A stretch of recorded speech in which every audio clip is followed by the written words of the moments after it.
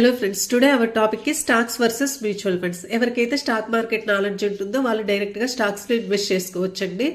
Beginners కి ఏంటంటే mutual funds అనేది బెస్ట్ ఆప్షన్ అనమాట.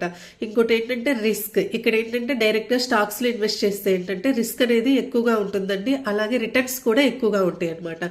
అదే మ్యూచువల్ ఫండ్స్ లో ఏంటంటే మోడరేట్ రిస్క్ ఉంటుంది, మోడరేట్ రిటర్న్స్ ఉంటాయండి. ఇంకా ఏంటంటే టైం స్పెండింగ్ అనమాట.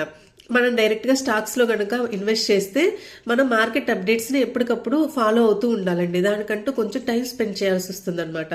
అదే మ్యూచువల్ ఫండ్స్లో ఏంటంటే మన బదులుగా ఫండ్ మేనేజర్ ఇన్వెస్ట్ చేస్తారు కాబట్టి మనకి టైం స్పెండ్ చేయకపోయినా పర్వాలేదండి. అప్పుడప్పుడు మనకి టైం ఉన్నప్పుడల్లా జస్ట్ చెక్ చేసుకుంటే సరిపోతుంది అనమాట.